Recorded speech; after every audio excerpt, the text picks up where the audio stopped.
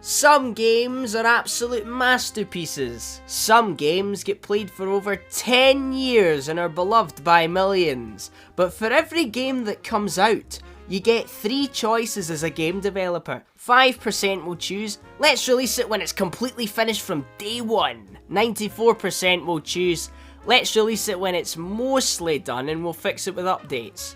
And then there's the 1% minority who go, it's mostly broken, but no one will notice until it's too late, haha.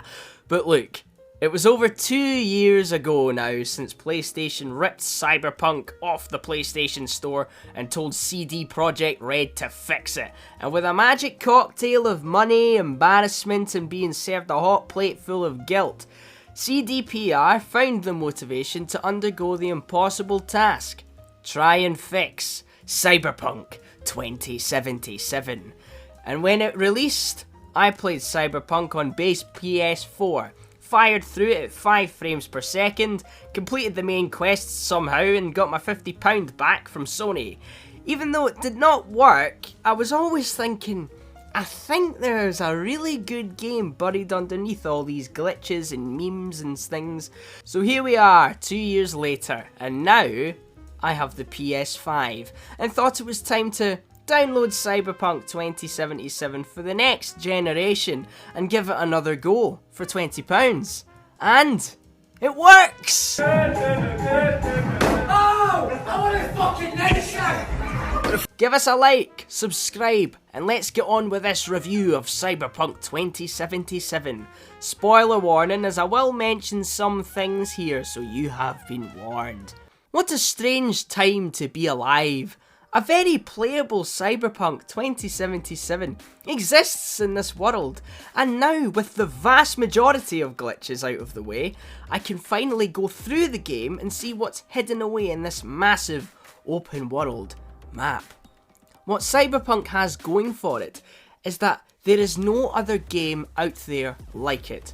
The first person gameplay is so immersive and the futuristic sci-fi elements are cool as anything. From the cool cars and bikes, the clothes, the cyborg enhancements, like the frickin' mantis blades where your arms open up revealing massive swords and you can run around like a cyborg Wolverine, or the ability to double jump. Me personally, I am quite fond of the gorilla arms. Just makes you super strong and the boxing matches are much easier. Especially decking this dude in 3 punches after he thumped me early in the game. Arse. I tried to fight Oda with the gorilla arms versus the lightsaber mantis blades, and it was genuinely like a superhero movie.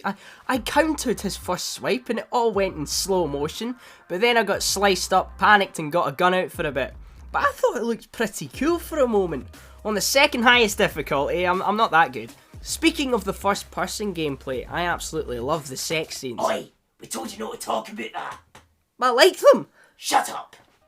I love walking around Night City and what the first person gameplay does to show the real scale of the buildings. It's so immersive, from going up to shopkeepers, to friends, to junkies, and to prostitutes who I ignore and walk past every time, and I never went to see Meredith South afterwards at the motel either. But you get an overpowered rubber willy as a weapon if Right! Don't encourage the dirty I call it the Pink Punisher as well. The characters in this game are absolutely brilliant. From V, to Judy, to Jackie Wells, to Johnny Silverhand played by Keanu frickin' Reeves. There's something awesome about having Keanu Reeves as your invisible friend, helping you through all quests. He's a rocker boy, and he has like one of the coolest guns in the game, and he spins it around like Robocop, it says. And then there's Panam Palmer. She's the best. I like Panam. That scene in the cabin after you rescue Saul, love it. And the first person gameplay, again, makes you feel like she's looking right at you as well in that scene. And then she kind of scared me in the basilisk a little bit. Like, I like Panam, but that cutscene went on for like ages, like a minute. It's like designed for someone to walk into your room and catch you. I'm sending all my prayers to all the gamers who had someone walk in on them during a dirty scene during Cyberpunk 2077.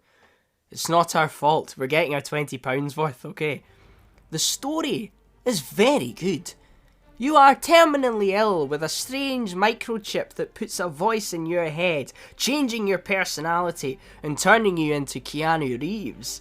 You must find a way to get his personality out of your head and save your life. But you gotta mess with the biggest, most evil corporation in the world next to Amazon, Arosaka. So V, Johnny Silverhand, and his ragtag of interesting futuristic buddies must find a way to get a cure from Arosaka. One thing I can say is that there is not one bad actor in the entire game.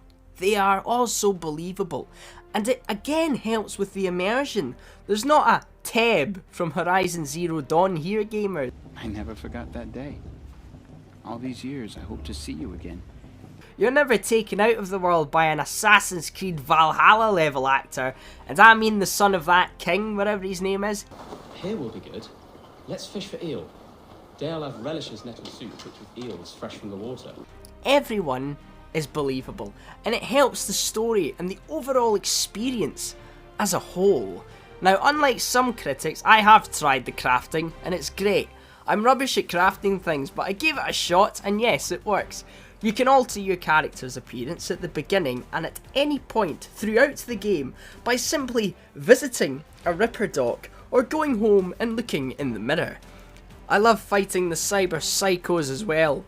You can ride around town hunting down people who have so much tech it makes them go mad, and you've got to stop them. When you build yourself up with tech of your own and you can jump, move faster, punch harder, you feel like a superhero. You can't stop them all with just gorilla arms that make you punch as hard as Captain America, but if you hit them at the right moment, in the right place, a part of them can explode. It does extra damage and it feels brilliant. I like my V being somewhat superhuman, being able to jump 10 feet in the air and summon the mantis blades, and even getting a built-in missile launcher in your arm. You can't do that in GTA, you can't do that in Skyrim, you can't do it in Elden Ring. Cyberpunk is unique, and it's got zero competition just now in the futuristic sci-fi genre world of gaming. It's fun, it's got a great story. Adam Smasher, the main boss fight at the end. He's like a cyborg Bane from Batman. His design is incredible, and I want a model of Adam Smasher at some point. He's cool as anything. He's quite easy to kill at the end compared to what I wish he was, but go watch the Edge Runners show on Netflix and you'll see how powerful he is in canon. He's a beast. It's great fun. I highly recommend Cyberpunk 2077 to you if you want a massive, immersive game that will keep you entertained for weeks on end. Tons of side quests, loads of weapons and armour, tons of cars and bikes, different apartments to live in. It's awesome. And get the Mantis Blade, Cyborg Wolverine. I'm telling you, it's brilliant. And it's getting, right now, a 9 out of 10 from me, yes. And it's because it's getting updated regularly and it's getting even better. And it's going to be ace when Idris Elba shows up. Thank you for watching. Please give a like and subscribe for more reviews and videos. And if you want longer content, I have a podcast on Spotify called Ross Hendry's Monday Madness. Give us a listen. Right.